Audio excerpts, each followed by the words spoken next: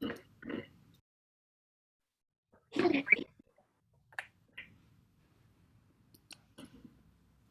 everyone, thanks for joining today's session. We will kick things off in a few minutes. Thanks for your patience.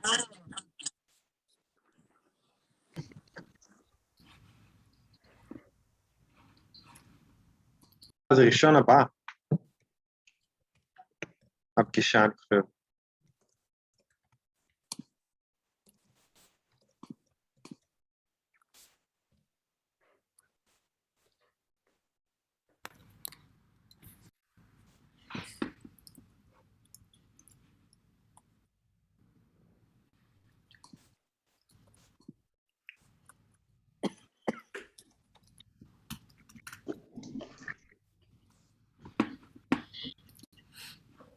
Great to see familiar faces. Hi everyone. We're just giving it another minute just while a few more people join, and then I will kick us off.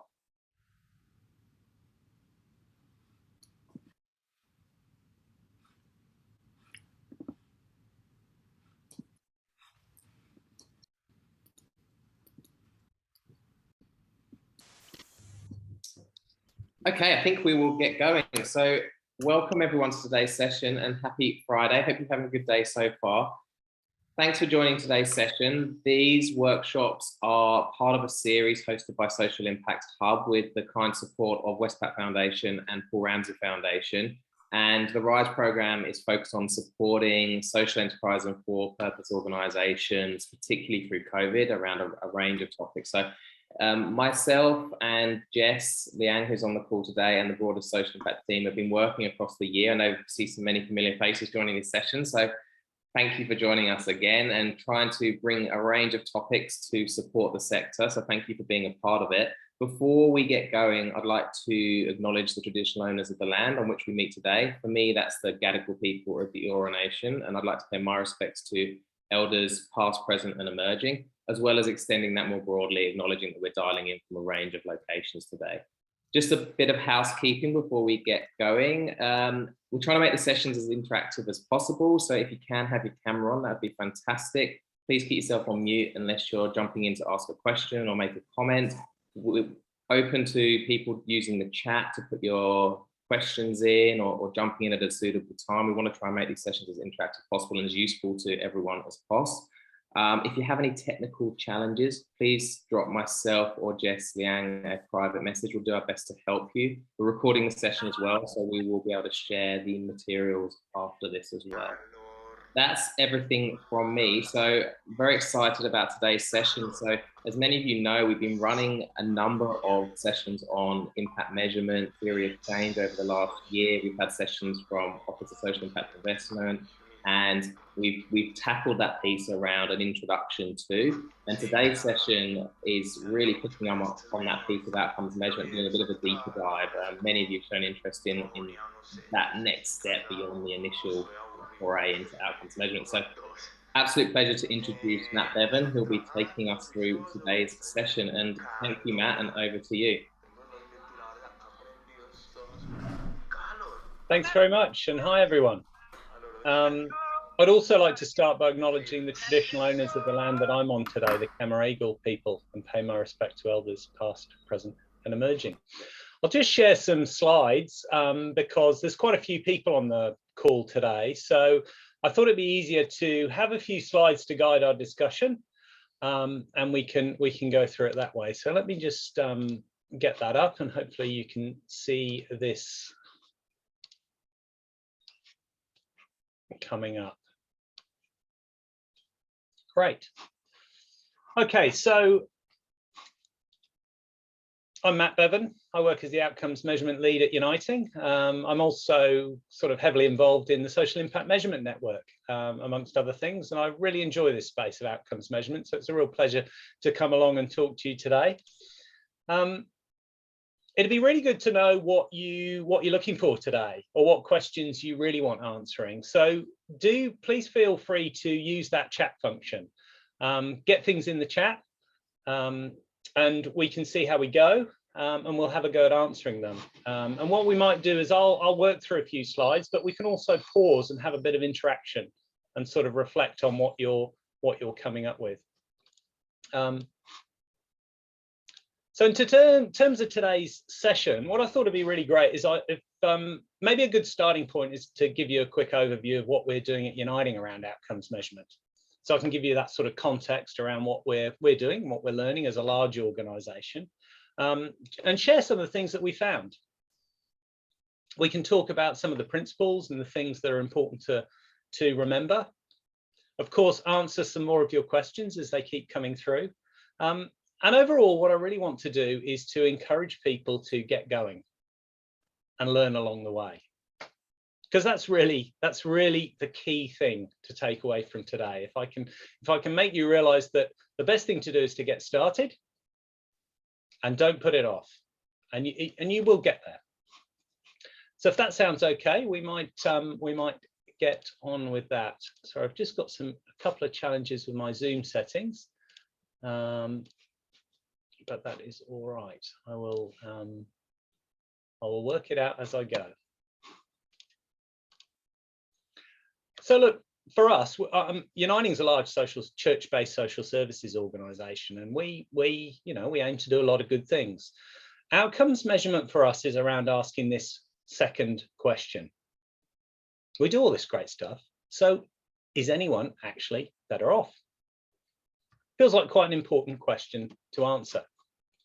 Now, we've been doing this in many ways across a lot of our services for a long time, and in different ways. We've had experiments and we've done all this, but what we've been looking at is how do we do this across all of our services in a scalable and repeatable way, so that we can really get that view of what's happening across all this large, diverse and geographically dispersed services.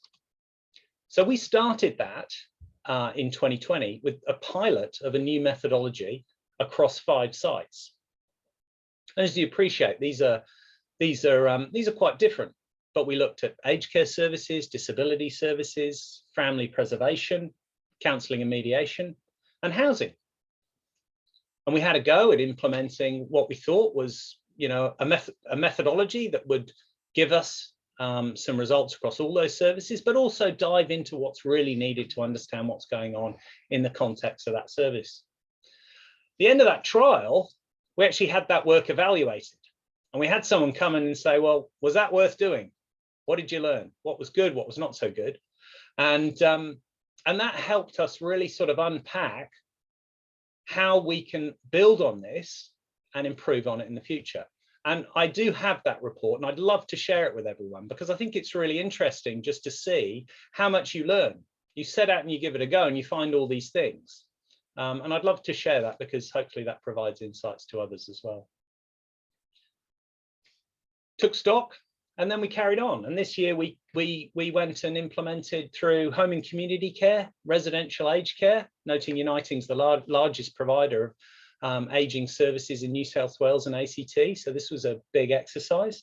We looked at a program NewPin, which is around restoring kids to their parents, and had a look through more family preservation services. So a whole range of services, and we're going to continue and build off that. For us, we have outcomes frameworks. And what we look at is we look at a common set of domains that's common to all of our programs, and that's that top section. And then what we have is we have service-specific domains, where we can add those things that are particularly important to understand for a service. So we have a common set across all programs, and then we tailor it to those services so that it's useful on a couple of levels. In terms of data, I mean, as you can appreciate, we collect a lot of stuff already. So the principle really is we use what we have, and then we add to it where we need it. And when we look at data, we generally look at sort of 3 different types of data. We look at subjective data from the client, so where the client's able to say how they see things going. We look at that sort of clinical data, so the stuff we collect for practitioners' views of how things are going, all the different things we need to fulfill our government requirements. And we also look at administrative data, and that's all the other stuff we collect. So it could have demographic details, it could have a whole load of things, risks, incidents, rosters, loads of stuff. So again, but the principle is we use what we have. If we've got some gaps, we'll start to fill them as we build this great big picture of data. Now, don't be overwhelmed by this slide. We are a large organization, and one of the things we found is really to bring our data to life. We've got lots and lots of different systems, and data's everywhere. Data's in this system, data's in that system, and now we're collecting outcomes measurement data. So we did a big exercise of saying, well, it's great having all that data around the place. We actually want to bring it all together from all those hundreds of different tables and storage places, and we want to link it together in a simple set of tables, which is connected to our outcomes data so that we can do some really special things. And this basically says we've been using lots of fancy software to do that. But again, don't be confused, but whilst we're a really, really big and large organization, we also have within Uniting some really, really sort of what you would call different services. So we actually do have volunteer run services in local communities that don't have big systems, and we do outcomes measurement there. So I can talk to this. This isn't just about large organizations. For us, it's really about collecting our data. Again, this might be a little bit of an overwhelming slide, but it just talks to the way we look at it. We collect all our data, we store it somewhere, we link it together, and then we develop some reports and ways of analyzing so that people can make decisions about it. So this is the whole point of this, is not just collecting data for the sake of it. This is actually about decision making, using what we find to do things differently. And that's useful for a number of reasons. Primarily, it's very useful for practice, but also it's very good, and we'll talk about this later, it's very good to know whether you're making a difference, how do you innovate your services. It's really good for strategic decision making, talking to your funders. There's a whole load of reasons why, but it's useful. And here's an example. So we developed these lovely looking dashboards, and we have this way of interacting with our data. So because our data is all connected, you can, and we use this product called Power BI. If people aren't familiar with Power BI, it's a bit of an interactive kind of form of software. So for example, if you're looking at a report here and you want to have a look at what the difference is on your outcomes for male, female, called, non-called, if you want to link it to rosters and say, well, was there a big difference if you had 2 visits or 10 visits? It's all connected. So you can click on these and start to interact with your data. And what we found is this is a really good way of helping people actually become curious and intrigued and interact with their data. So we have lots of these for the services, and they say, well, I'd be really interested in this. So we build them a report, and they can start playing around with it and interacting with the data. So you don't need someone to go away and make sense of it. It's actually starting to become intuitive.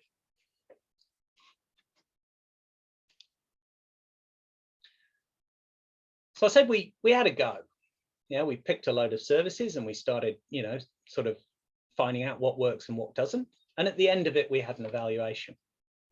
I'd like to share that report with you because there's a few lessons in there which I think will be common to what a lot of people do.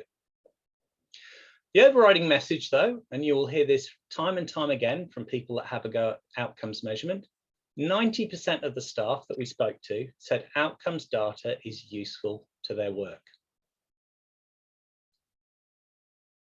So definitely worth doing. What we also found in terms of the value, and the way I like to describe this is sort of in 3 stages. What we often find is there is value straight away at the practice level, direct service delivery. So having conversations with people about how their lives going, seeing how that change looks over time, it's very, very useful to responding to the people we serve, as you'd expect.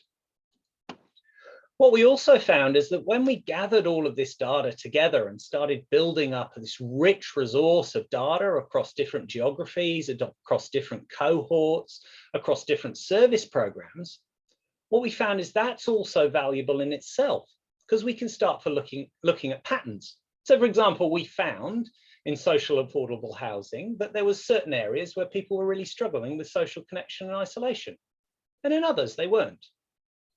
So as a service provider, if we're going to go and respond to that, there's no point putting a blanket program around social connection and engagement across all clients. These people don't need it. These people do. So it's incredibly useful around how you look at, well, why is that? What is it? Why does that look different? So it really, really helps you at that aggregate level to find new insights, to innovate.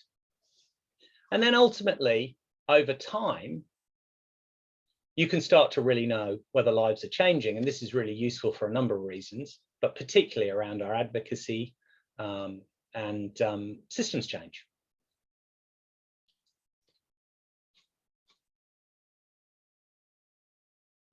And I think one of the things, just while I'm thinking about it, there's something in this. I mean, if you start out trying to reach number 3 value of knowing if your clients' lives are changing, that could take you a bit of time to get there. So what we did with our outcomes measurement is we made very, very sure that there was immediate value that we could get from it. And that over time, we would actually create this additional value. But if there's not immediate value in asking the questions, gathering the data at the practice level, if you don't benefit today, it's going to be really hard to implement. So that may mean different things for different people. Challenges. Well, that all may sound like it was really, really easy, and we've done it across, 9 huge services that are all very different, and we've got these wonderful dashboards and brilliant, perfect, no problems. There are challenges, and I think like anyone who's working through this is pretty hard work, and there are things that come up which you have to work through. So I don't want to shy away from those. I've got a couple of slides that talk to them, and also the evaluation will talk to some of the things we found. Common problems with outcomes measurement. One of the things that you find when you go out and you ask people to do more is that we're all quite busy. There's a lot going on. That is a real challenge. So it doesn't matter how important or how urgent this bit of work is, it's got to mean something, and it's got to be important to the people who are actually doing the work. And that's a challenge. That's a challenge. A lot of the work that I've been doing at Uniting has been during the COVID pandemic. So we started at the beginning of the COVID pandemic, and we have services that have been, they've been impacted quite severely by the pandemic. So people are even more busy than normal. However, there's always opportunities as well, and so with it, I'll talk to that a bit later. But you have to have this appreciation that it's got to be meaningful for people and that they are busy, and we're creating space for something new. The other thing is around readiness, and how people turn up. Working across lots of different sites with lots of different people, you arrive and you could get any one of these expressions on someone's face. They might be excited, they might be angry, there can be a whole load of things going on, and you have to deal with this. This isn't necessarily going to be something where you turn up at the door and everyone's on the same page and excited to get going. And that's just a reality. So you have to work with people where they're at and find ways of seeing value in what we're doing. One of the things we learn very, very quickly is if we make things hard for people, particularly around data entry, doing things, frustrations around systems, all of those things, it can absolutely derail a project. It has to be super easy. It's hard enough implementing this stuff, but if we make it hard in terms of, it's not in the normal place, you've got to click a new form, there's not the right training, people don't know how to use it, it's not intuitive. You can't be sitting with every 8,000 people that we work with and having these conversations. You actually have to make it easy for them. Otherwise, you won't get anywhere. Again, people are coming to this with different views. Some of the services I go out to, people are like, yep, love it. been wanting to do this for a while. When can we get going? Others are like, what? What are you talking? Outcomes? What? What does that mean? What's that about? What's program? Hey? So there's something here about capability, about language. You'll go to some people and they'll just be totally confused. You'll start talking about outcomes measurement, program logics, indicators, all this jargon we use. Now, one of the questions is, do you do a load of training so everyone's got the same literacy? Could be expensive. Or do you change the way you talk about it so that it resonates with people and they don't need all these things? But you've got to, if you don't give people a why and they can't get excited about that and see the benefit to them, and more importantly, see the benefit to the client or the people you're serving, you won't get anywhere.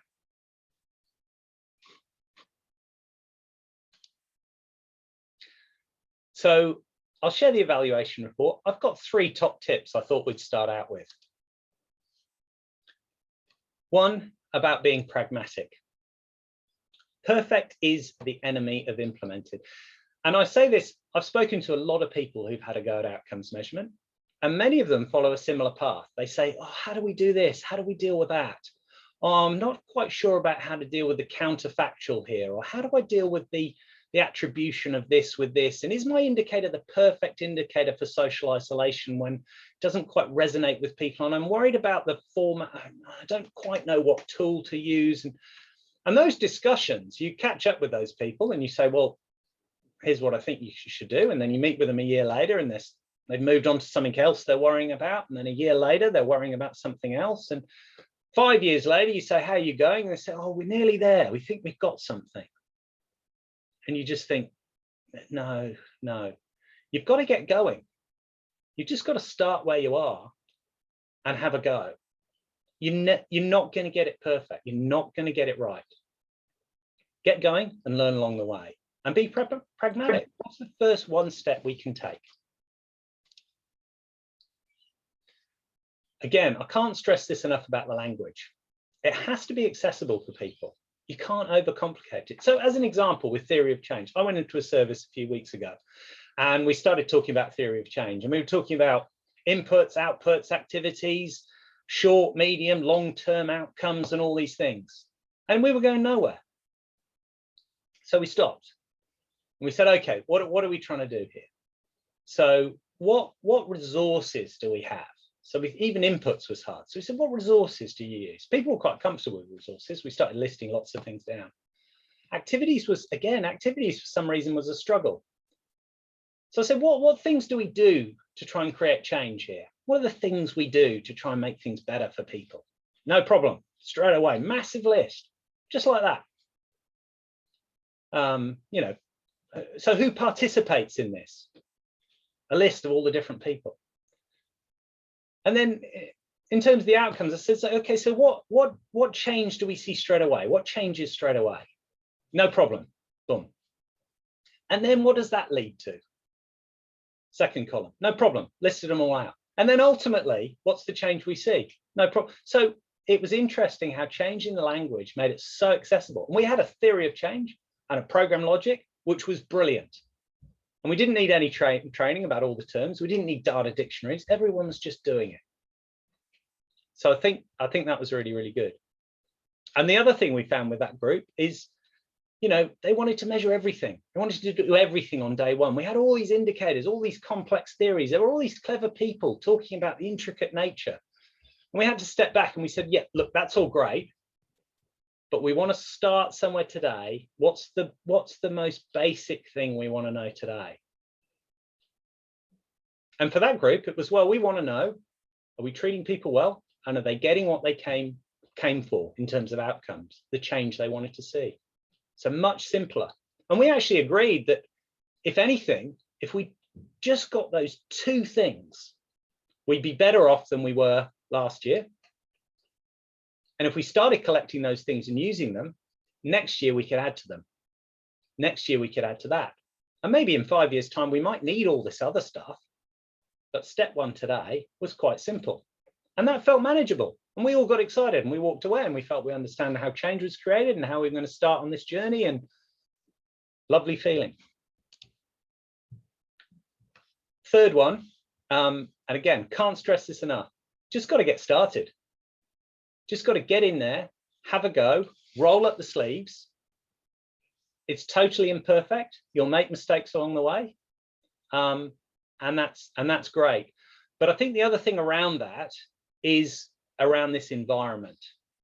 We often turn up and people are really a bit worried about, you know, being wrong or saying something that means that they don't understand it, or, you know, and I think the key often with these things is really how we show up and how we create an environment where people can contribute. It's how we work, you know, it's not what we're working on, it's how we work. And with outcomes measurement particularly, you don't have all the answers when you start. So don't pretend you do. Get people together, remind them that we're going on a learning journey, and then actually make it safe for people to say, hey, I don't get this. What about this? Good question. Simple stuff. But unless you've got that right environment, you're not going to get anywhere, because you're going to have this struggle around power about, we want to do this, we're going to do this, railroading people, not hearing experience, not being able to adjust and course correct. So for me, that one's super, super important. Now, I've been talking for 25 minutes. Some people will be falling asleep. I thought it would be good to check in. What are other people finding around challenges? What might be holding you back? And are there questions you've got from hearing about Uniting? Please type them in. Matt, I've got a million questions, but I'll kick us off with one. Just reflecting on this in some of the smaller organizations that I've been a part of, and just touching on you saying some of those Uniting programs are really small and grassroots. Are there any examples that spring to mind where you can just share a bit of that process around how they went around, you know, once they decided what they wanted to measure, those 1 or 2 outcomes, like how they actually collected the data, obviously acknowledging they're not going to have like an Azure BI system for reporting, and like, how did they actually take those tangible steps to start collecting that data and then doing the analysis on it? Like what are those really simple things that smaller organizations can do? Yeah, I think that's a really, really, sorry, I've just realized where my chat function actually is on my many screens that I've got dotted around the room. Yeah, look, so, I mean, we've got programs where, I'm just thinking about some of the early intervention programs where we're helping, you know, young families, kids, parenting groups, activities and things. A lot of those are staffed by, you know, the majority of people there are volunteers. They're not under the normal employee contract. They're coming to help out in their local community, and they might be organizing skydiving or, you know, getting people together and having some social connection participation groups. They don't have access to these systems, you know, whatever you use, CareLink, iCare, whatever your big systems are. And also they're not really under the same model. You know, they're there to help out and they're there to support. So again, you can't go in with a great big complicated tool and train people about how to put it onto a system. You have to go in with quite a light touch tool.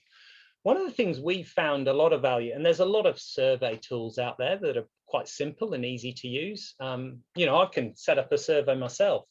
I find the other one I use quite often is the Google Forms, which is really, really great, because you can go in, you can design a set of questions or things you want to monitor.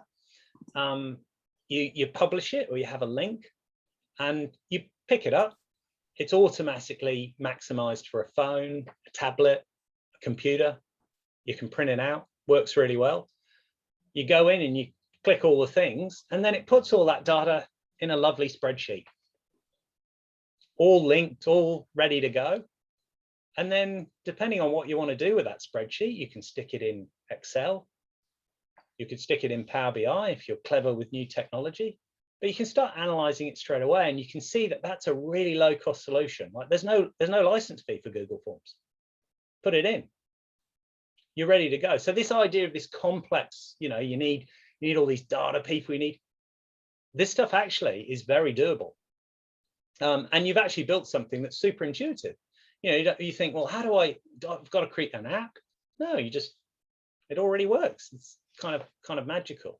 So I think that's one aspect. Does that sort of talk to it, Rob, as well? And then obviously with the volunteers, it's got to be super engaging and meaningful for them. So if we go in there talking about outcomes measurement with theories of change and lots of long indicators, it's got to be absolutely natural to their language. Like, what is it you're here to do? Well, I really want to empower these kids to feel, that they've got a chance to take control over their lives. Well, how do you see that? What does that look like? What do you observe? How does that feel? What do you hear? I mean, that's not hard stuff. Like, what is, those are normal. And then people will start going, well, what I usually see is this, or what they'll say is that. And I observe this, and okay, well, how can we capture that? Let's put that in here. What would you hear them say? What might you ask them? Straight in there. And then just reminding people that is probably enough. That is good. That's you using your judgment. We're collecting a data point. You don't necessarily need a 76 question DEMQual analysis, which asks all these complicated things. And you're sitting there, you've got a kid who's come in, they want to do skydiving. The skydiving was great. Okay, tell me whether you felt anxious yesterday. How many times today have you felt happy? It's like, well, what's all this? What's this got to do with it? So it's sort of tailoring it and making people realize that this is something we do naturally. It's very intuitive. We do it all the day, all the time in our own lives. Sorry, I've noticed there's another question here. Yeah, we've got some great questions. So one from David. Yeah, you've spoken about outcomes measurement in BAU setting. Do you find this to be applicable for new initiatives like designing benefits realization measures for projects? Yeah, absolutely. Yeah, absolutely. So I think, this thing about business as usual and outcomes measurement and things, I mean, for us is an interesting reflection around, this idea that the work I'm doing is a project. But in reality, when you think about outcomes measurement, you think about creating impact, making a difference in people's lives.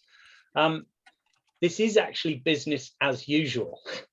This is what we all do. This is actually the key metric in all of our works. And I think particularly, in that idea of a new initiative, or we're designing something, we're implementing something, maybe it's a computer system, maybe it's a different way of doing something. Ultimately, what are the benefits? And that's similar to what outcomes measurement is. It's how do we actually show this has made a difference in a way that we can actually demonstrate that. And that's in the language of outcomes. So has anyone's actual life been better? So again, I would say with benefits realization as an example, if you're putting in a new system, say, or you're whatever that is, I mean, I don't know whether you want to share what something you're thinking about, but has it changed someone's life? And how do you know? What data have you collected? And how can you use that to actually demonstrate the benefit around this slightly intangible, but probably quite tangible when you get down to it, this difference you're making? Has it improved anyone's life? What does that look like? So yes, I would, I'm always surprised this isn't, outcomes measurement isn't part of all projects. I mean, what's interesting about it, this is ultimately, this is what we're all trying to do in our organizations, create a difference. So this actually should be our main headline. When we get people together and we talk about how we're going, how many times do we sit around the table and we have a look at a P&L? We'll look at a lot of different things, and we'll spend a lot of time talking about all those things where we have information coming through and we're really comfortable about them. How many times do we actually talk about, that thing which is the most important thing? Like, are we delivering and achieving what we set out to deliver, and how are we going with that? And if you imagine taking a meeting, let's say it's a board meeting or something, and you said, okay, how much time should we devote to, are we delivering on our mission? How important is that to the board or to the organization? I don't know, you could argue. Maybe it's very important, maybe it's a little bit important or whatever. So let's carve out a bit of time for it. And then maybe you carve out 50% of your time because you say it's really, really important. And you put everything else in that other 50%. And then you say, well, what have we got? What information have we got coming through? And the first time you do that, you might find that that's quite a you know, there's sort of tumbleweeds coming through. We haven't got anything, but we should. And again, that's that encouragement to start. Where is the point where we can start? Because having nothing is not okay. We actually need to know how we're going. So let's start that conversation. Let's get something on the table and let's keep improving that over time. I hope that answers your question, David. Yes, Matt. And Eleanor, I'm going to paraphrase the comments in there, but it's raised some really interesting observations around that balance between, you know, not waiting to get things perfect and getting started, but between how do you actually make sure the data you're collecting is still quality data going in, and a comment just around, you know, there's a lot of people who are getting started in this who are still finding it hard to differentiate between like what's an output and an outcome. And so like, how do you balance that? Yeah. I think we'll get to that. I've got a couple of slides that talk to that around, you know, what are we trying to achieve and what's appropriate in terms of our rigor for what we're trying to achieve. So we can definitely talk to that. Can I have a picture? Yeah. And sorry, I think Faye, can you go on mute unless you've got a question? Perfect. Awesome. As an example, I recently had the wonderful opportunity to help as an advisor on the Australian Association of Medical Research Institutes, talking about you know, this social impact.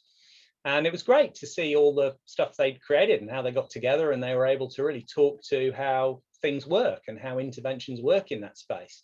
Super rigorous, super smart people, brilliant stuff.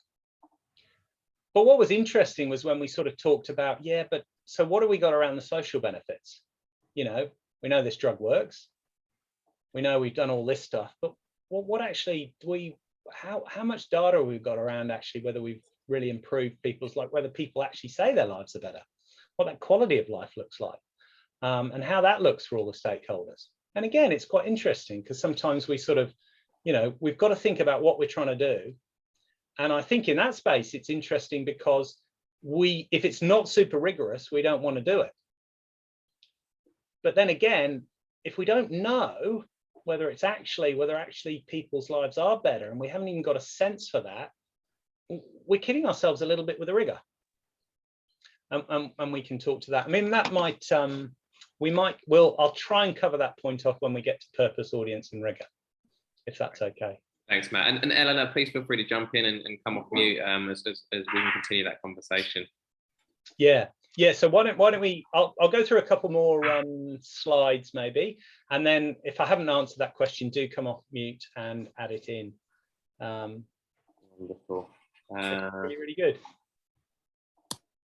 All right. We can have another break in a bit for more questions as we digest these. So let's just have a look. I added this slide this morning because I might talk about this a lot, but I just wanted to remind myself about the importance of not overcomplicating things. And I think one slide that really helps me with this is when we sit back and think about what actually we're trying to do. So we're actually trying to make a few judgments here. And I think it's worth sitting with this phrase a little bit. From John Maynard Keynes. It's better to be vaguely right than precisely wrong. And for me, this actually is at the heart of outcomes measurement and a lot of the work you go through. What are we trying to get out of this? For many organizations, you know, they don't want to do anything until they've solved all the problems. So they don't do anything. So they don't know. For others, they get started, they get some data, and that's super useful. So at least they've got something. Might not be perfect. And I think you have to sit with that. For some people, they're quite comfortable with this idea. For others, this is very unsettling.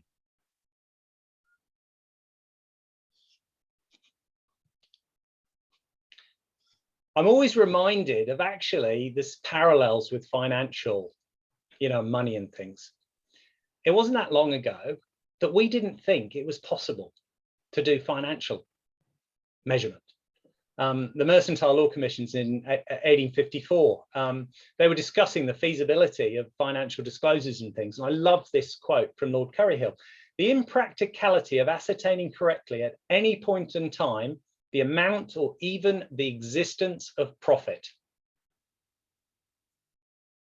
What I love about this is today, none of us would say, oh, you can't measure profit.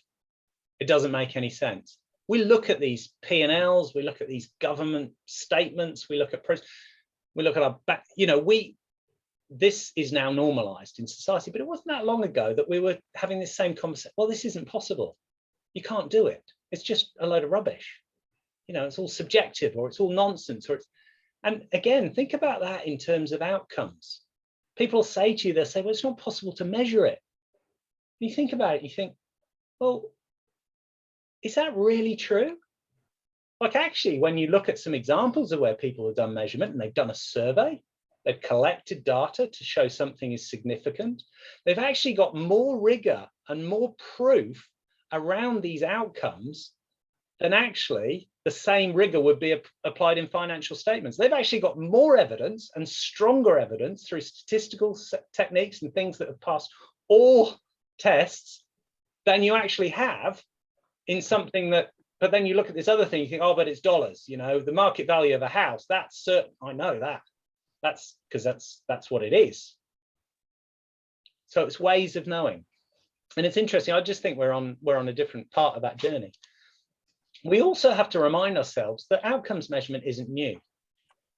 And Rob, you reminded me of this the other day with the wonderful, this is Florence Nightingale. And I think a lot of people know Florence Nightingale, her intervention was nursing. Wonderful. But what a lot of people don't know was that she was also a fellow of the Institute of Statisticians, I think it was, and an honorary member in the United States as well. And actually her passion was maths and bringing data to life. And she was one of the early pioneers of outcomes measurement in terms of, well, I need to actually show people what's going on here in the changes we're making. And I need to create a way of displaying that so I can influence a decision. Because people aren't just going to believe me if I just say this is what's happening. I actually need data. I actually need to prove it. And this is super important because this is people's lives. This is people dying. And we need effort. We need change in investment. We actually need to change the way things are happening. So she has she didn't use the term theory of change. She didn't use indicators, whatever, but she was just a passionate person around data and telling a story and using that to influence people. So this isn't new, even though it might feel like it. We can go back and find examples. We can find examples in our own life about how we do these things. When you for people who have kids, I've got a couple downstairs doing a bit of home learning at the moment. How's your learning going? How's your day been? When I want to check in with them and ask them things, I don't bring out, I might have a 76 question dem qual, I might have a load of tools, I've got a Kessler 10, all these sort of things. I don't actually use them because what I want is I want a sense of how they're going. And I've got ways of doing that and ways of knowing that are a lot better than these tools. They feel better for them. They're a lot more, they're quicker, they're efficient, and they work. And they work in the context of the rigor I need to make that decision. So Matt, very natural. Sorry, yeah, right. I've got to jump in here because you and I had a really great conversation about Florence Nightingale, and just the very fact that people have joined this call today, I know everyone on here would find this podcast really interesting and really enlightening, picking up on you onto it. If you get the chance this weekend, just Google Cautionary Tales and Florence Nightingale and have a listen to, it's a fantastic episode all about Florence Nightingale and the way she used data and the way she used measurement to influence the British government. It's brilliant. I highly recommend it. So yeah, it is superb, and thanks for sharing that, Rob. I really liked it. I've been using the example of Florence Nightingale for years, but what I loved about that podcast is I learned some more things again about some of the intricacies of that story, and they're really nice to reflect on. That's great. So again, coming back, one of the things here is about managing expectations. I think a lot of people think that you're just going to do this. We want to measure outcomes. We want to put it in our report for next year. Can you get it done? This is a little bit different than a lot of the other things we do in organizations, like implementing a risk management system, putting in a new accounting software, it kind of doesn't have a neat start and an end. It's not something where you can just go and grab something off the shelf and then just put it in the organization. It's important to understand the context of the organization. And again, what you will learn is that you have to make sure that people appreciate that. Otherwise, if you don't manage expectations, you're going to come back and check in after a year and they're going to say, well, why doesn't it look like this? Why are we still going with this? Why haven't we finished this? So you have to make them realize that actually, again, this is just something that's super important. So we've got to make time for it and we've got to start. How long you wait, wait for perfection or just get going. There'll be a time when you just have to say, look, I've now had to think about it. We're now going to get started. And then you start crawling and you learn what works and what doesn't. And you get those building blocks right. And then you improve on that. You start incorporating, you start making better, and then you get better and better. So it takes time. And this is a graph I use to try and ensure that people understand that in Uniting. And it's something that we'll carry on doing for many, many years to come. I mean, this is a different way of managing your business. And this will become, this will become a key part of what we all do if our intention is to make society better. I noticed originally when there was a couple of questions that people sort of fed through around methodologies and how you get started and things and just some guiding principles that you might use. Well, we use the principles of social value measurement from Social Value International, which is a global network that has developed shared principles that we share around the world. So the social impact measurement network in Australia also shares these principles. They're things we advocate for, the things that you need to bear in mind and that are really, really important to doing this. So these are independent of methodology. They're just the important things you need to get right if you want to do what we call and we advocate for as good measurement. As an example, you've got to get the person experiencing the change, they got to be front and center of your conversations. We don't advocate for people doing social outcomes measurement without speaking to the people experiencing change. And you'll see a lot of that around the place. You might actually have to do that yourself because you haven't got the opportunity to speak to people. But this is ideally the things you need to consider if you're going through these. And these are our guiding principles at Uniting. And these are the ones we advocate for through the Social Impact Measurement Network as one of the affiliated member with 45 other countries around the globe who all advocate for these principles. And there's plenty of backing in terms of, what they mean, how you go through each one, what stakeholder engagement means, all those sort of things. So you also get this rich set of resources around, that can help you. When I think about those principles, and I've taken off the 8th one because it's a new one, and essentially it just means you need to use the stuff, which is kind of common sense. And I feel this is all common sense, but in a way. And you can break them down into categories. So the first 5 are around analyzing, and the last 2 are around principles around reporting. But I thought I'd take it down a step even further, because I realized when I looked at this is very jargony. So what does it mean? Well, for me, we are talking about 5 questions. We're asking ourselves 5 questions. We're asking ourselves who changes as a result of whatever we're doing. Very important. How do they change? How do we prove it's changed? Which changes are most valued? And is it all down to us? Now, I feel this is a better way of explaining all those principles to really bring it home for people. And these actually should, when you think about the stages in terms of outcomes measurement and how you do it. Now, whether or not you do an SROI, whether you're doing social auditing and accounting, all the methodologies. The funny thing is, and this is just a little story, when we set up the Social Impact Measurement Network in Australia, what we found was it was really interesting when we got people together and we said, hey, we're thinking of having a national network. Let's get people together who are passionate about this and we'll talk about how we do it. It was really, really interesting in those early discussions how people came with their methodology that they like and they came to the table with this methodology that they really like, and then they talked to that methodology. And when someone talked to a different brand of methodology, they critiqued them. They said, oh, that's rubbish, don't do that, that doesn't work. Do this one. Oh, results-based accountability is the only one you can use. Oh, that SROI, those people, they got problems. And it was really, really interesting, because this is a group of people who want to make the world a better place, and they all believe that we've got to actually know what's happening and build that data set up so we can actually have a better conversation informed by actual data. And then there's this destructive thing about, oh, you need that. And what we realized as a group over time was that actually all of us really, actually, when we sit back, 99.9% of what we do is exactly the same.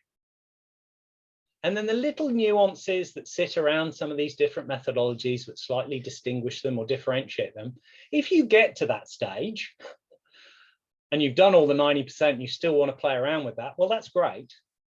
But in reality, what's better is if we explain to people that it's more similar than it is different.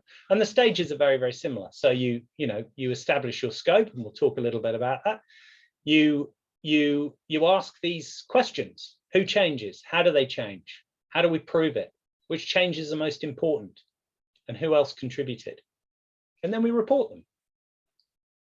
So again, what I'm saying is I'm just advocating for those principles and the fact that don't get too caught up in all the different languages. What you do, and I'm a big fan of all the methodologies that I've seen, but in reality, when you unpack it, the process of doing this is largely the same. And that should be your guide. And then if, for example, with an SROI, you actually want to put a monetary value to outcomes, which I know is quite confronting for some people, might not be appropriate, but also it can be very appropriate and very useful. If you want to, you appreciate that you're doing that for a particular reason. But at the same time, you're also appreciating that regardless of whether you put the dollar value to it or not, one of the principles is that we value outcomes, because we don't count things that aren't important to people. So if someone experiences a change which they didn't want or they don't value, then we don't say that change was really, really significant, because it's not significant to them. So that principle is still there across all methodologies. You know, like I experienced my social participation increased and my fitness increased. This one's not important to me, has no value to me whatsoever. This one's super valuable to me. What change did we create? Well, this is the most important change to that person. This one not so. Principle's still the same. Whether you put a dollar value on, you still have to sort of work out which outcomes are most important to people. So that's just an example for different methodologies. And Matt, sorry, just before you go on, I'd love to, a few people pre-session were asking about SROI, and just hearing you talk through that, it would be great just to get your perspectives on how do people or organizations make that call on when an SROI would be valuable to do, and when it really isn't needed, and people think, oh, I need to do an SROI, and actually they just need to get started in outcomes measurement. Are there any kind of examples you can share just to talk to that? Yeah, look, and I think there are a few. It's a good question. A lot of people are going to have a, when to SRI, when not to SRI. I mean, we could have a whole 2-hour discussion on this, and I think it's a good one.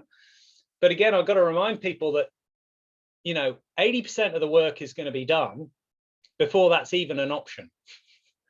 Like thinking about, who changes, how do they change, how do we prove they change, how do we get, how is that all going to happen, which changes are most important. Again, we've still got to have all that conversation. And then as a side, yes, we can put the monetary value on, but it depends how you look at SRI as well. I think some people think it's this methodology that gives you this number, this ratio. I'm an SRI practitioner. I'm a trainer, assessor. I'm quite fond of the methodology, but I also say to people, I think we do look at it a little bit wrong as well. You can still do an SRI and get lots of value out of it without even worrying about that ratio. So you can use it for monitoring, evaluation, learning continuously through an organization. It's actually not about, for me, it's not about that headline report. I do find though, when I speak to people who are thinking about it themselves, and it comes onto this next slide, what do you want out of your outcomes measurement? What's the purpose of it?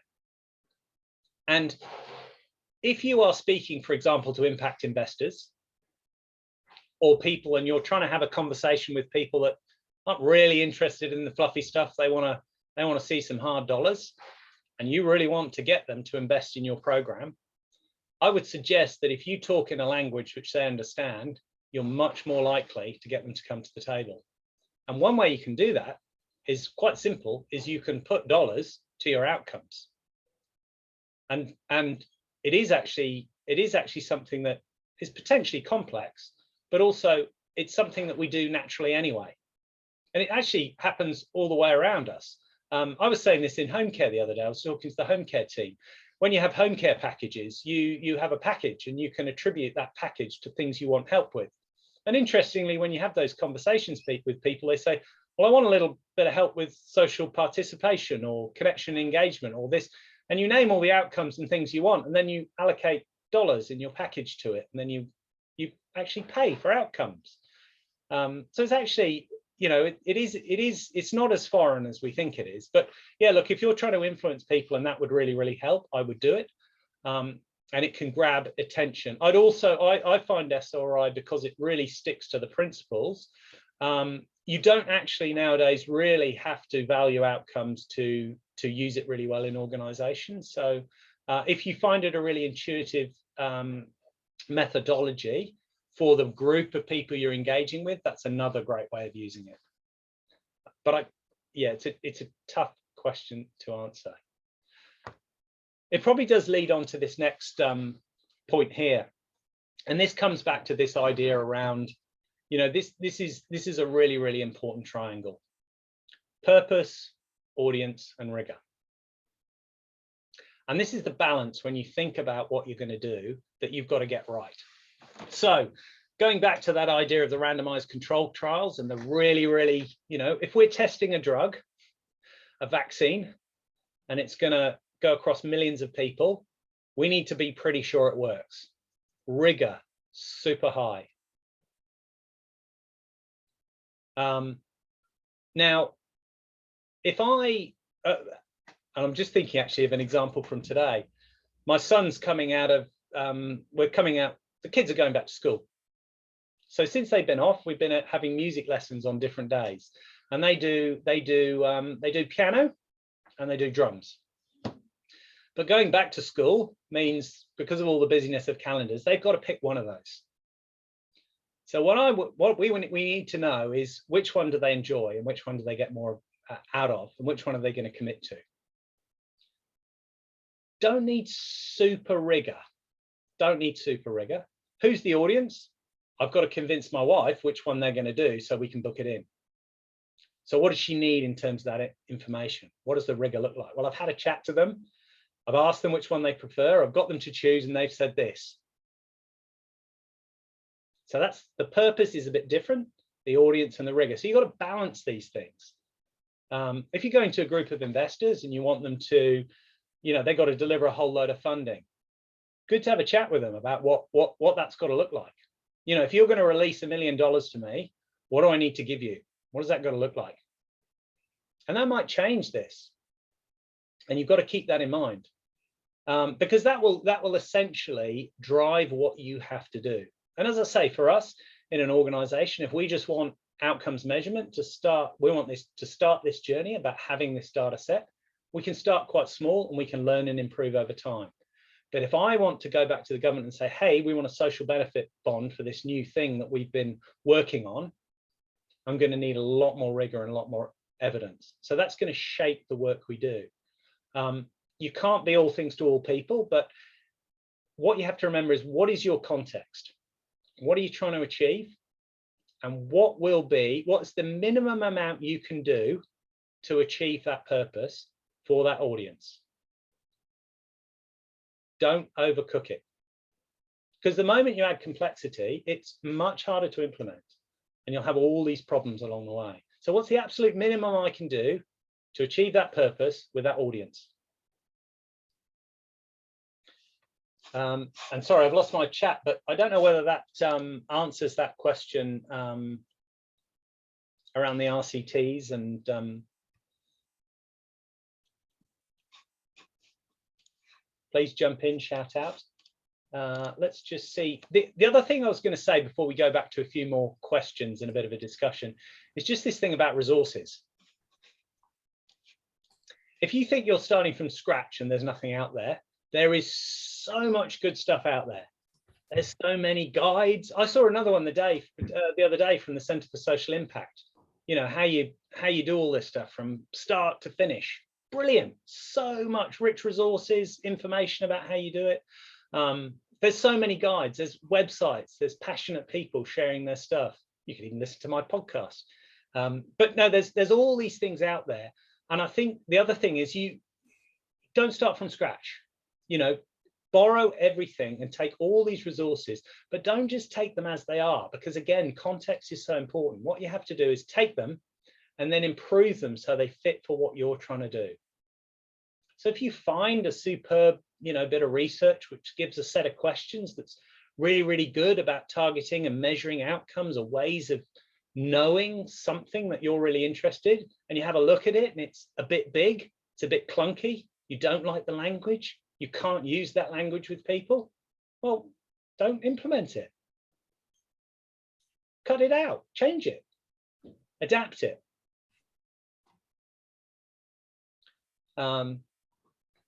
And just on the resources, so there's a lot out there, but also I think the other thing that I'm always advocating for is find someone who has done this already and learn from them.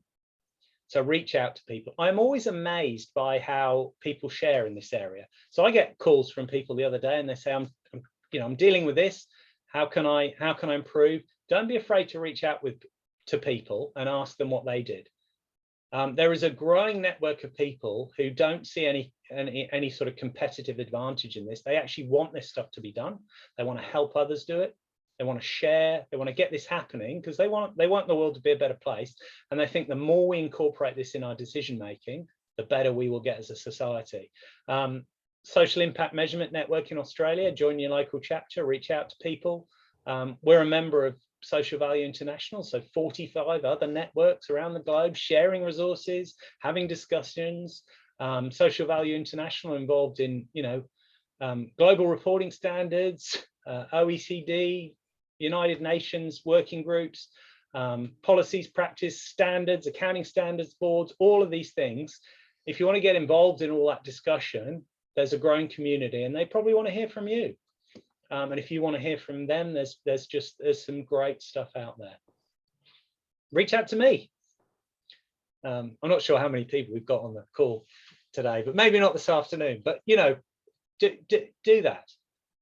Because the worst thing is to spend, I'm always staggered by how many times I speak to someone and they're working through and struggling through a problem which is really causing them stress. But I know someone over here who has done exactly the same bit of work with the same group, with the same cohort. They had that struggle for 2 years. They've kind of landed somewhere. Save yourself 2 years, connect the dots, and just be open to sharing and be curious, because we haven't got all the answers. Hey, Matt, can I just jump in and address some of the questions in the chat? Perfect. That was just the slide. Beat me to it. I'm going to run two together. So I think it's Sergio was just keen to hear about how to differentiate results and impact. And I presume, Sergio, by results, you mean more of those outputs / short-term outcomes and impact. And then somebody was talking, Ulla was talking about how do you, with those longer term changes, how do you attribute those longer term changes to your programs, given there's other things to start to influence outside of your work? That's good. That's where I get a bit scared, I feel like I need to know all the answers, but maybe I don't. But I'll talk to them and we'll see how we go. I think in terms of the differentiation of all these things, these inputs, outputs, resources, outcomes, The amount of times I've run a workshop and people say, is that an outcome or is that an output, or is that a isn't that satisfaction, or is that quality, is that what and we get a bit fixated with these terms, don't we, about what is it, and put it in buckets.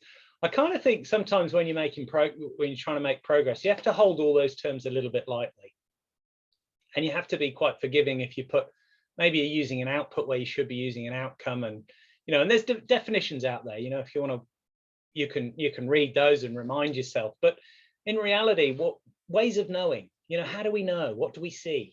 What does that look like? What is the change? How do we describe it? We just have to remind ourselves that we're building the narrative around these things, and we don't have to hold all those things too strictly. You might find with some programs that actually your ways of knowing are the best way we've got is actually an output. So our indicators are sort of outputs, and we've broken the rules because we're not kind of measuring an outcome. We've got an indicator of it which doesn't fit. I think you have to sort of hold that, as I say, quite lightly. Have some definitions and then give it a go, and build a story that works for you. So you feel like you are collecting data which evidences what you want to see. And if you're worried about it, share it with someone else and then say, does this make sense? I'm not sure. Does that answer that question? I'll let Sergio jump in on the chat. Hopefully it does. And then the other piece was just, attributing your longer term changes to your programs when there's so many other initiatives and things happening that might be influencing. I love this one. Again, this one is a bit like the topic that could take all day. It's kind of like attribution, isn't it? Was that all down to us? And I had this lovely story the other day. We've been measuring in residential aged care, largest provider in residential aged care, and had what Uniting does around quality of life and well-being is really quite special. But what's interesting is this question about, is it all down to us? And one of the great stories I like is where one resident, who came in and saw this incredible change, really great. And everyone's saying, oh, it's so great to see the difference we can make in people's lives. And there's all the tools, there's all the data. And then you just wandering through the facility, just stop with the receptionist. What's how's such and such going? It seems to have seem to be really liking it here. Yeah. Oh, the son came back from overseas, visits every week. She's over the moon. So was the change due to us? Well, it's attributable to the son. So this attribution question is really tricky, and it's actually quite hard to do. Like, what would have happened if we weren't here, and what else is going on that we're not seeing? How do you collect all that? And again, it's not easy. Like, we could have a control group, like what happens normally. We could ask lots of questions about what other things are influencing, but it gets incredibly complicated, especially over long term. Like, what are all the events that's influenced a child's life, someone's life, from the moment they're born to when they're 17? We saw them between when they were 15 and 16. And how much did that change this trajectory 30 years later? But how much of it might have been, like, that's pretty complicated. So what do? Well, I think similar to our messages around this stuff, we have a go and we start having that conversation, and we take the first step is, well, what sort of things, what can we gather? We could have a conversation with someone. How much do you think what we did contributed to you? We can look at other ways, we can look at other research, but don't just throw it out the window and say it's too hard. Because it's only by starting out and going through that process that we will actually learn and gather the evidence and the ways of knowing and being able to measure and account for that difference. If we put it into the too hard basket and say it's too complicated, we're just basically giving up. And it's such an important thing to know. So are we going to solve it all on day one? No, but can we take a step in that direction? So if you're doing outcomes measurement and you're saying, like, I want to measure here before I interact with someone, and then after I interact, and I'm going to claim all that, great start. But acknowledge that someone else might have contributed. Even just acknowledge and then say, okay, well, we acknowledged last year, what are we going to do this year? How are we going to dig into that? But certainly it's not easy, and it is pretty complicated, but that doesn't mean we shouldn't do it. That's probably not overly helpful. Rob, what else have we got coming through? They're the main ones. Oh, an interesting comment from Faye just around the quotes and reflection on measurement, particularly as we look to ESG and thinking beyond and the longer term. So yeah, I'm keen to get your thoughts on that, Matt, because more and more, even in my day-to-day work, you hear about ESG and a lot of organizations thinking about ESG and what it means. What do you see that kind of, how does that play out in the world of like measurement, do you think, in the coming years as organizations start thinking more intentionally about this ESG component? Do you know, I mean, I feel this has been coming for a while. Yeah. All of this stuff. And it's coming from lots of different angles, isn't it? You know, we've got ESG, sustainable development goals. We've got the Accounting Standards Board coming up with standards saying we can't audit and sign off general purpose financial statements for not-for-profit companies unless we know whether they're creating an impact. Because, you know, the whole point of financial statements is that they have to be usable by someone who's allocating scarce resources, and they need to understand, you know, something about that company. So just knowing that they received $1 million and spent $1 million is no use. So we need it, and they're starting to develop it. Then we've got the PGPA Act, the Performance Governance, the Act, the 2013 Act by the government, saying, well, we've got all these departments in the government. They're all spending their money and they're reporting how they spent their money and their initiatives, and we've got the project plans, but we actually need to know whether they've achieved their objectives, their outcomes.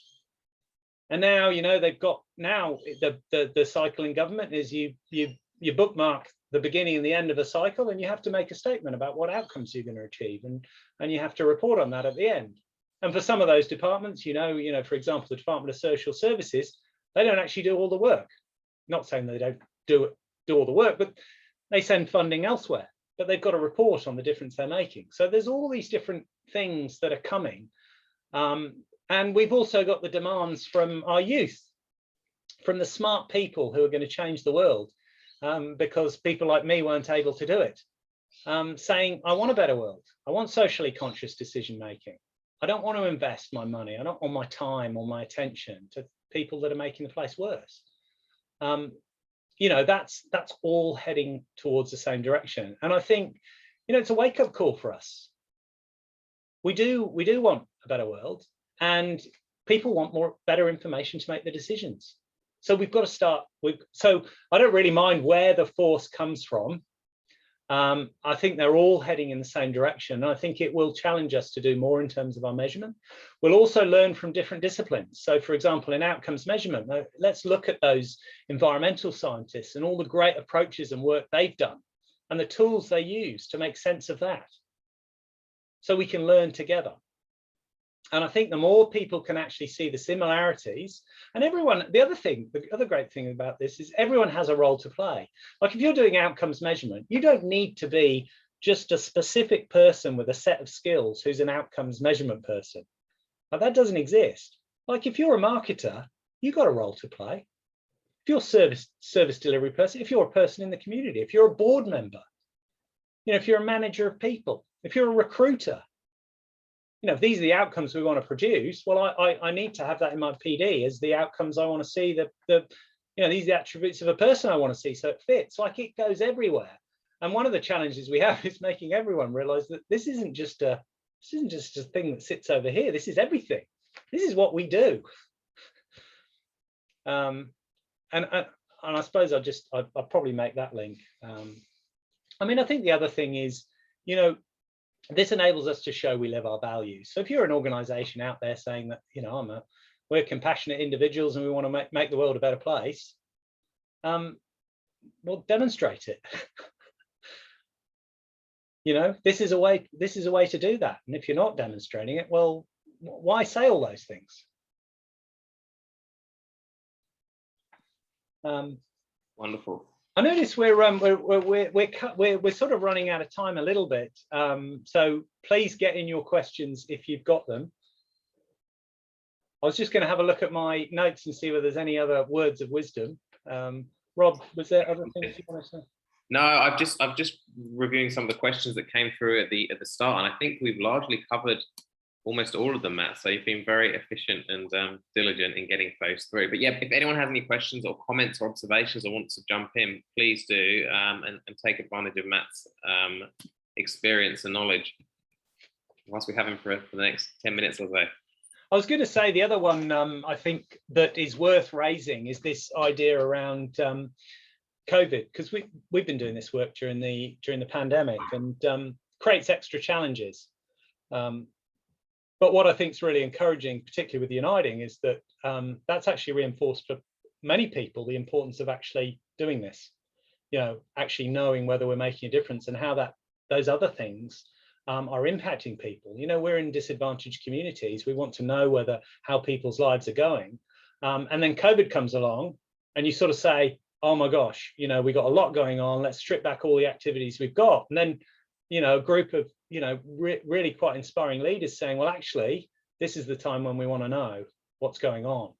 And we want to have that data and that pulse so that we can really respond in that time. So I think that's quite interesting. But the other thing I was going to highlight is just how the actual, the benefits of COVID in terms of how conversations about well-being, about quality of life, they're quite mainstreamed now.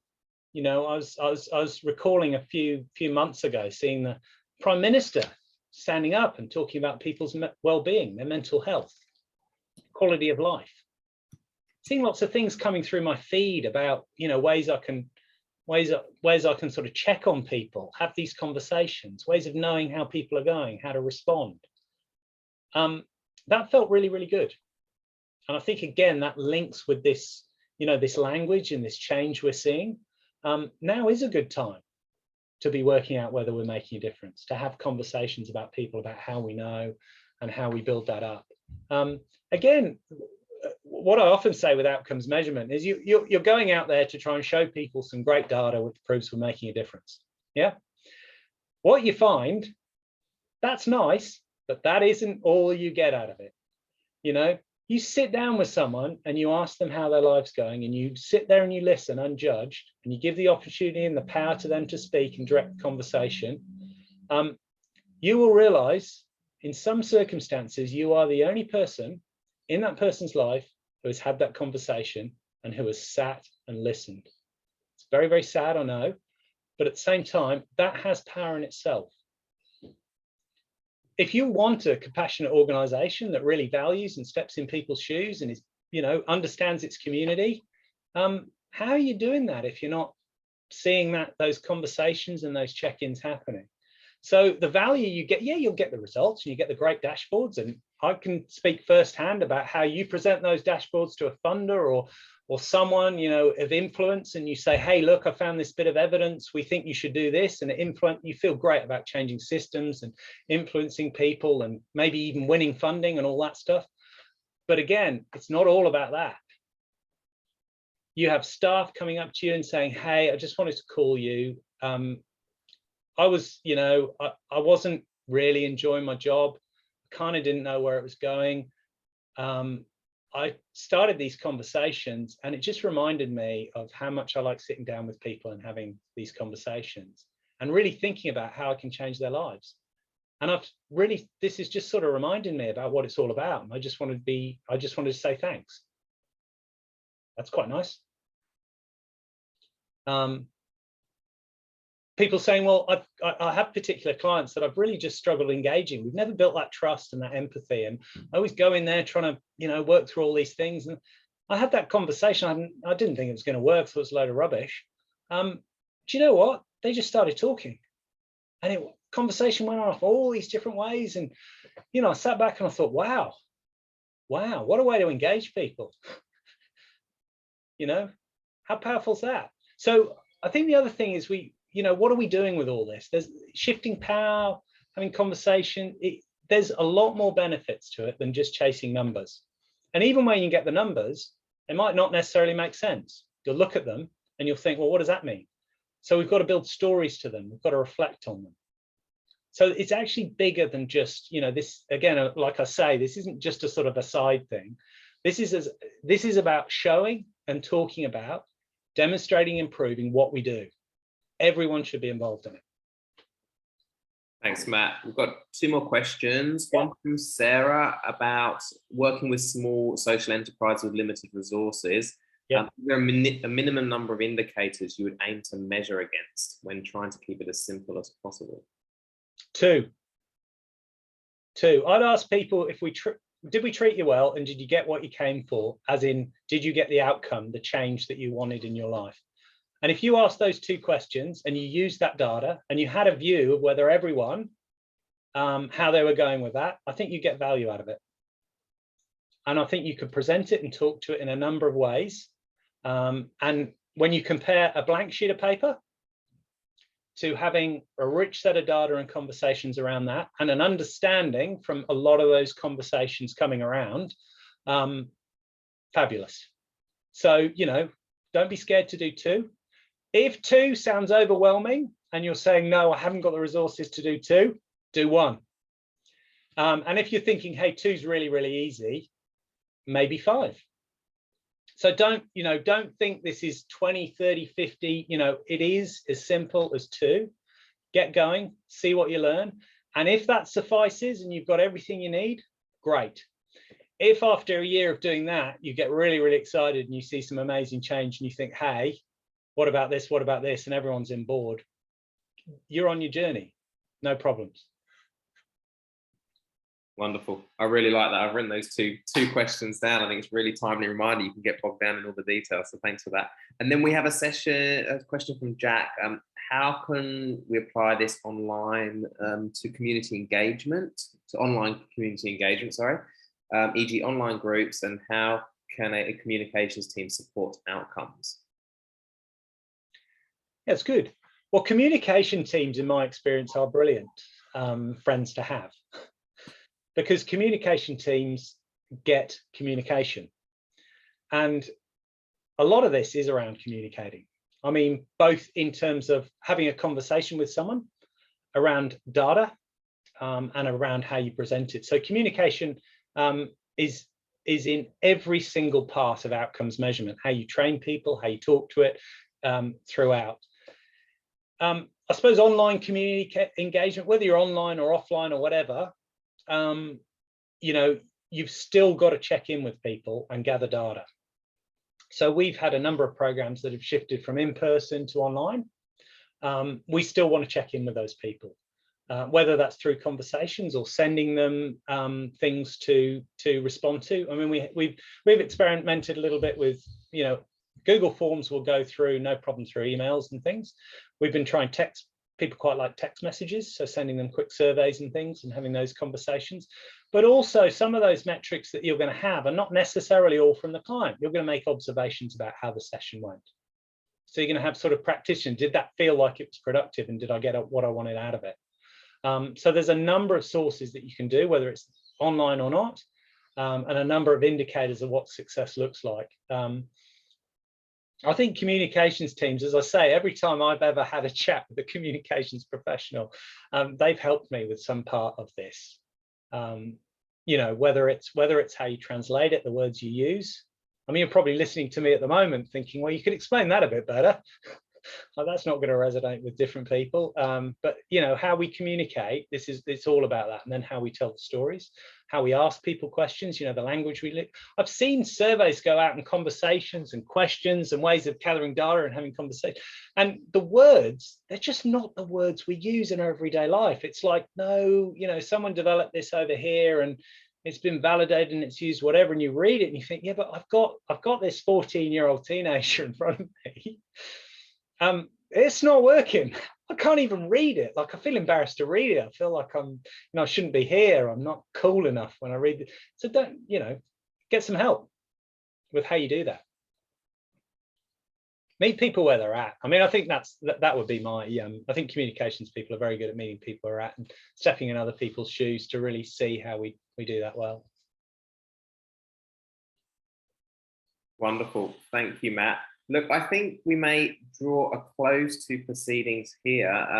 thank you so much for your time and input. I've learned so much from our conversations before this session and this session. So really, really great just to dive a bit deeper into the outcomes measurement piece. Just before everyone disappears and jumps off, we'd love to get your feedback from these sessions. As always, there's a quick link here. We're actually offering a $500 social enterprise hamper as a reward for one lucky participant. So please take that 30 seconds to do that for us. And I think all's left to say is, Matt, thank you again for your time and energy and learning today. It's been really informative, and I will close us off there if you have any last closing words for us. No, yeah, thanks all for listening and yeah, being part of the conversation. Yeah, as I say, get going and learn along the way. And yeah, if you've got any further questions you want to reach out, yeah, do so either, you know, to me directly or through your local network to others who are having a go. You can do this. Great, thank you everyone. And just a quick reminder, we will send out the materials via an EDM, so you'll get that, and we'll share that Uniting report that Matt mentioned as well. So keep an eye out in your inbox for that. And yeah, thank you so much for your time and attending, and have a lovely weekend, everyone. Thanks again, Matt.